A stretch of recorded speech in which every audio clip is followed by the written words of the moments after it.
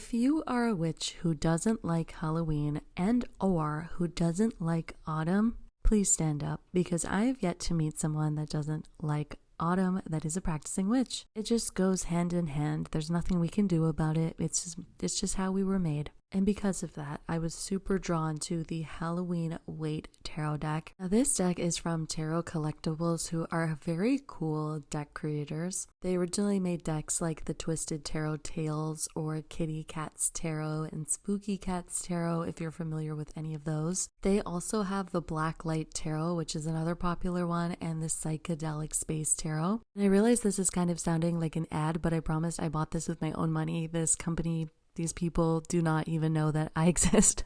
But one thing I love this company does is they actually have an autumn, winter, and spring Waite deck. So these decks are very, very heavily close to the original Rider-Waite-Smith artwork. They're just decorated a little bit fancier for the specific holidays or seasons. Like this Halloween tarot deck, which is obviously very similar to the classic Rider-Waite deck, but just Halloweenified. If you are someone who started out reading the Rider-Waite-Smith deck and you kind of want to branch out maybe into new decks, but you're feeling a little bit shy, maybe you're still a beginner reader, these decks would be perfect because you can really tell which card is which as it relates to the Rider-Waite deck, but they're just a little bit more fun and spunky. This is really the type of deck that a collector would have or somebody who is just so into the fall or Halloween season. Certainly not a deck that I would say every single person needs or even would want or would read well with. But if you're like me and you have a crazy tarot deck collection or you're just like such a Halloween fan, then you might really enjoy this deck. Some of you may know that for years I've been searching for like the perfect Halloween inspired decks, Oracle and Tarot. Now, I am not a spooky Halloween lover. I'm more of an autumnal Halloween lover. So there are quite a few Halloween decks that are kind of gory or very spooky, horror-esque, you could say. But I just don't personally feel super drawn to those decks. It's just not really my vibe. Nothing against them, but it's just not necessarily for me. I'm also kind of paranoid to use those decks to read for clients with because I don't want to scare people.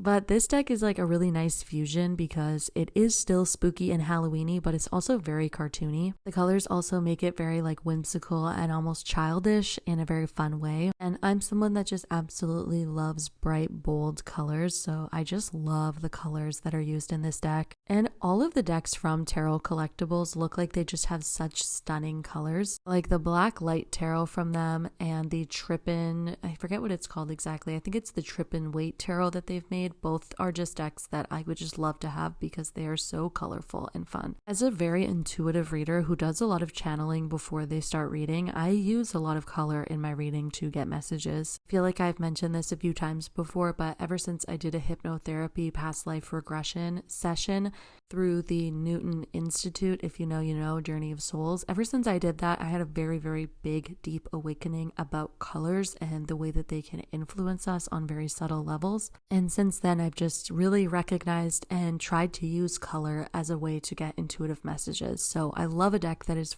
filled with color or that uses color very intelligently. That's why you don't really see me using black and white decks, although I think they aesthetically look really nice. They just don't speak to my intuition. And very fun things that I did not know about this deck is that it actually came with 3 variations of the Fool card, 2 variations of the Lovers, and 2 variations of a few other cards as well. I would describe myself as someone who's quite decisive. I always know what I want, but with these cards, I actually took so long to decide which one I was going to include in my deck because I didn't want to read with duplicates, and it was so hard for me to choose because I like all of them. It's so hard to pick for me. Let me know what you think about this one. Purchase or pass?